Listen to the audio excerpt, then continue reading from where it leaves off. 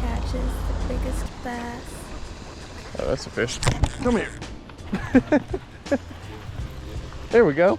All right, seems like the past couple of days I've met so many of y'all just like out in public, out Walmart, Target, Bass Pro, wherever, and I've been getting the same question. It seems like, say I met 10 people, at least 6 of y'all asked me, dude, where are you fishing at? Where are you fishing at? Where are you? Today we're gonna figure that out, because if you talked to me in the past couple of days, you know I told you the same answer.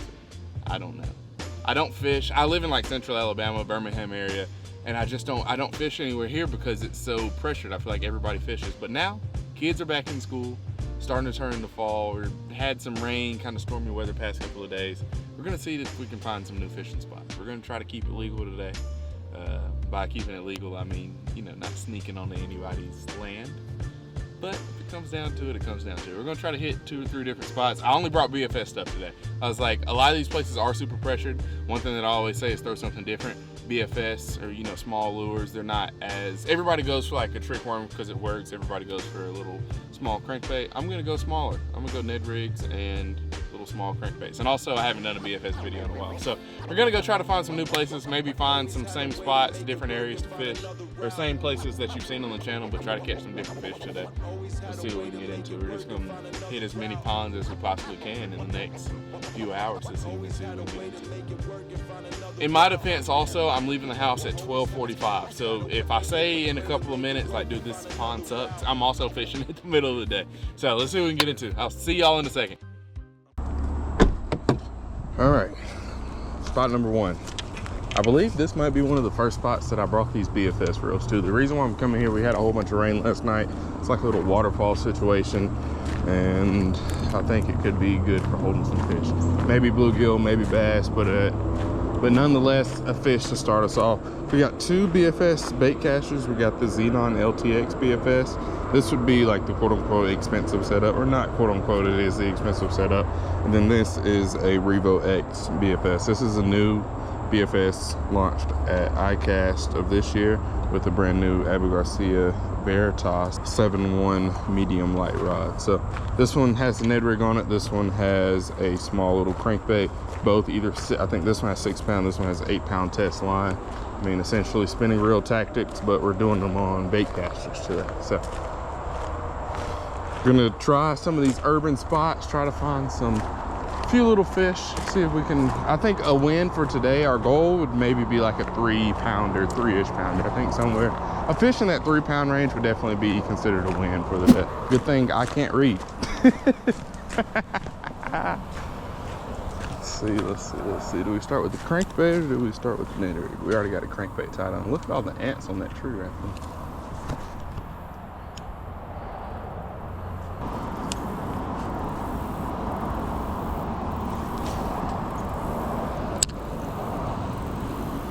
And every cast with this BFS bait caster is always crazy because it doesn't take a lot of to get it out there, but it does take a little bit of skill because it's not like your typical sling. You gotta just give it a little something and it'll go as far as you want it to, which is cool. But it's kind of, when you pick it up and you take the lure off the bait keeper, you kind of know that it's you know, it's something different. It's not as heavy as a regular crankbait, but also at the same time, it's hard not to really try to muscle it out there, because the second you try to muscle it, it's going to backlash on you. It's not necessarily so much of a muscle, it's more of like a speed. It's more of the quick whip.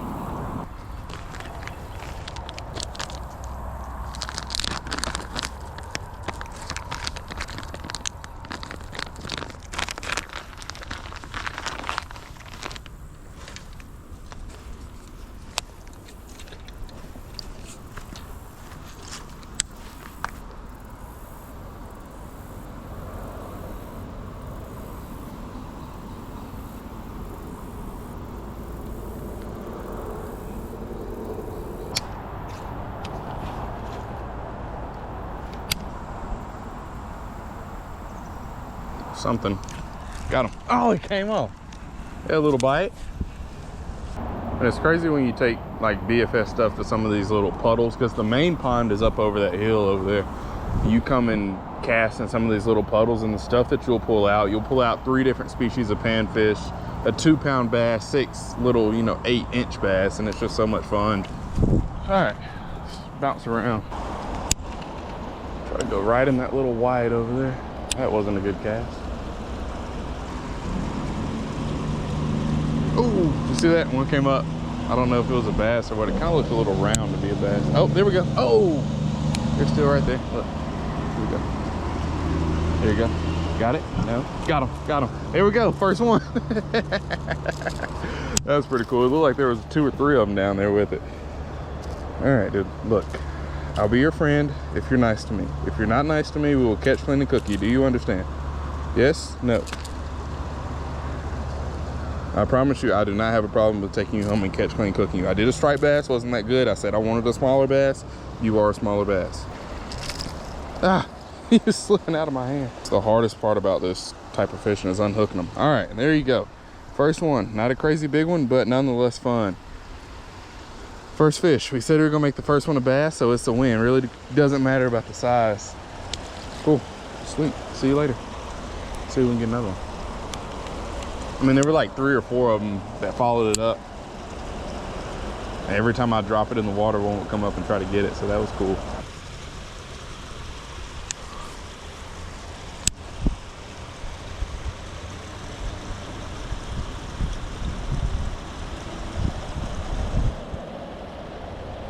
There we go. There's another one. Little panfish. Fish number 1. Fish number 2, panfish number 1, huh? Cool. Thank you, sir. Awesome. Sweet, sweet, sweet. All right. Is that warmouth? Mayemouth? Warmouth? It's a big mouth. There we go. You know, another thing that this will really open your eyes to is how many panfish, like how many different species and how pretty and colorful they are. So now I'm gonna just kind of fan cast this area since we've caught 2.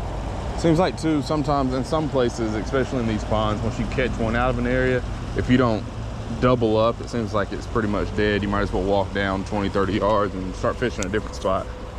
So we're gonna see if that's the case out here right now. All right.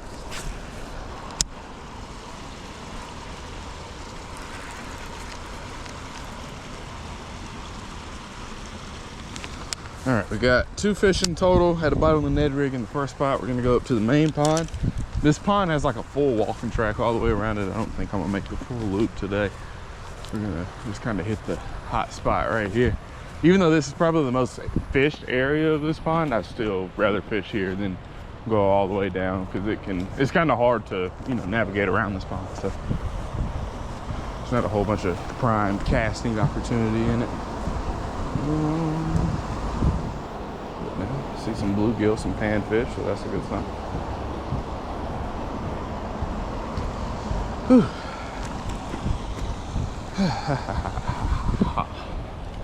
Let's see, do we go crankbait or Ned rig? We'll go crank. Good. Oh, look, there's some panfish right here. Let's see if we can sight fish one.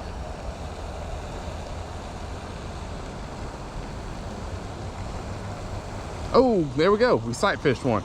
That is a different species. That is a bluegill. Yes. Does everybody agree? All right, we got to keep it more bass than panfish today. Oh. Will he make it? Will he make it? I don't know. He's close. You're getting warm. Dude, who left their socks at the dang pond? That's crazy. Me personally, I would never leave my socks at a pond. Probably had to go in after something. All right, let's see. Let's move the sock out of the way. That's kind of gross. Come here. All right. There is Mr. Bluegill. See you later. Thank you. Sight fishing. Sight fishing with our BFS setup. All right, now we're gonna go for a bass. I'm trying to keep it more bass than bluegill today. That's the goal. Probably a bass underneath this boat right here. I wonder if that paddle boat's free if nobody's claimed it. If it's flipped over right there, it should be for anybody, right? I mean, I'd take it home and clean it up, and then I'd see on the news like paddle boat stolen from Birmingham Pond. Big picture of my face. All right, come on. There's got to be one under there. Come on, make me look good. There's got to be one under there. No? Still maybe like that. Let's see. Catch one off the top of the rocks.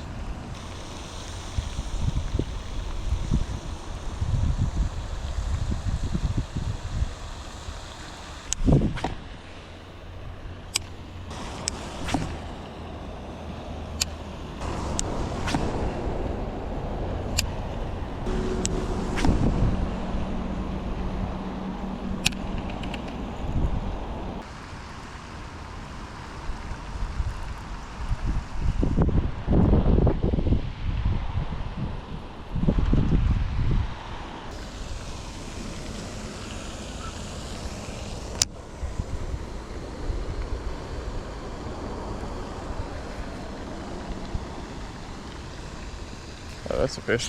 Come here. There we go. Hey, that's a good one. That's a good one. I was like, my line is swimming, but I'm not feeling anything. I didn't feel any head shakes. I just felt line swim. Oh, oh, oh. Hey. Well, switched over to the Ned rig and it worked out for us. There we go. Dude, he was pinned good. Like my Ned rig is, it won't even spin in his mouth. There we go. Come on now. What is this, 3 fish, 4 fish? Caught 3 fish so far. I haven't had to break out the pliers yet. Come on. Make me look good. Oh. Watch, it's just gonna pop straight out when I put the pliers down there. See? Oh well. Hey, look at that one. That's not a bad one. That's a good healthy fish. That's a pretty fish too.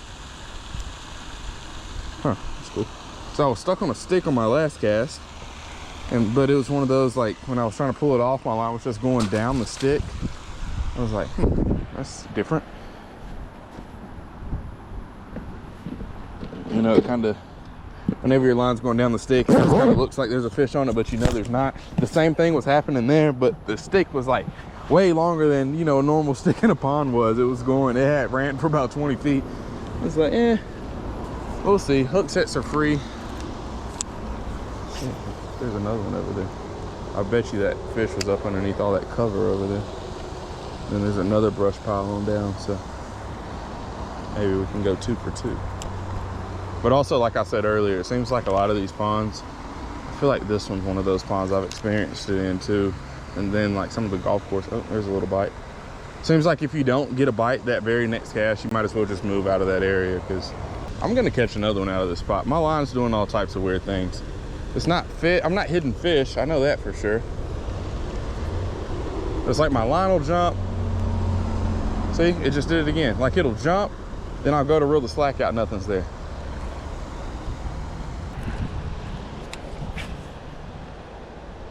No doubt there's more fish over here. And there's so much brush and structure in this corner. I'd be crazy to leave. So I promise I've gotten like 2 or 3 more bites. But the bites are also combined with a tree limb. Like my line will tick, then I'll go to reel and I'm on a tree. And it'll tick again and I'm on a tree again, unless it's just a whole bunch of bluegills. See, there's another tree right there. No, I never knew there was so much structure in this pond. There's another snag. Let's see if we can get it out. Come on, baby. There it is. Spot number 2, this one will probably be pretty short.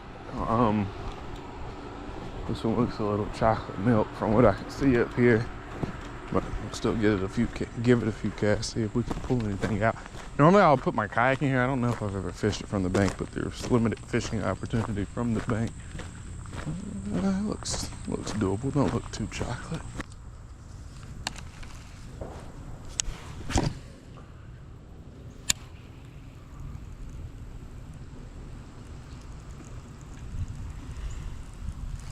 Hey, there we go. There's something. It's a little bass in the chocolate milk water. I'm not gonna lie, I was like, we'll get a couple casts with the crankbait, see if anything cool happens. Something cool happened. That's awesome. We got 2 fish. I think this makes us even with bluegill and bass. I think we're 3 and 3 now. Got 6 fish in 2 spots, not mad at that. And we got one in the super chocolate milk water, so that's cool. All right, guys, so we're pre-hurricane today. We're not supposed to get hit by it. Hopefully where you're at, you're not supposed to get hit by it. But if you are, hopefully everything's going good. Well, things about hurricanes, sometimes they can bring some good fishy weather. So we're out today. I'm gonna show you on the GoPro what we're throwing. We got some cool topwater lures. We got some other stuff that you've seen before, but I'm gonna try for some cool topwater eats today. That's the goal of today's video. We got 3 big crazy topwater lures. We're gonna try to get 3 big crazy bites, and hopefully we'll have all day to do it because I think it's supposed to be overcast and windy. So should have a pretty good day of fishing. We'll see what we can get into. Let's get it, let's get it, let's get it. All right, so first lure we got today is a Savage Gear snake. This is a 200 size. They have it in an all black snake, and then they have like a, I don't know if you say like a water moccasin looking color. We went with the all black. The other one looked a little too real. You know, I'm not the biggest fan of snakes. I was like, I don't even want to bring that energy in the kayak with me. Next, we got the Barapo, Beaver Chapo. I don't know how you say that. Big old beaver flopper bait. I've actually caught fish on this before. You can tell it's got some hook rash on it. I actually caught the fish I caught on this. I caught in front of a beaver dam, so that was kind of cool. I was like, the beavers better watch out because there's some bass down there that'll try them.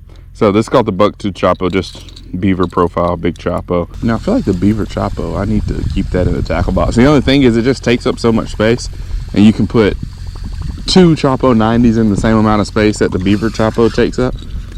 So let's see, here is our last lure. This is a little cool bait. I haven't thrown this yet. I have a bait like this that I don't think I've caught a fish on. So this is a little rat wake bait. This one's pretty cool. It's just a little rat wake bait. This is a Savage Gear product too.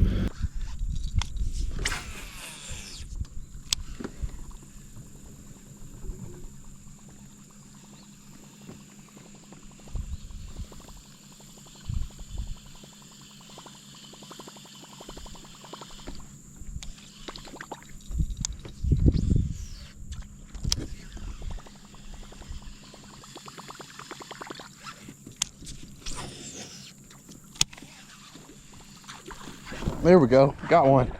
There we go, on the beaver. There we go. I can't tell how good he's hooked. Let's go. I didn't bring the net. The net would have been nice right now.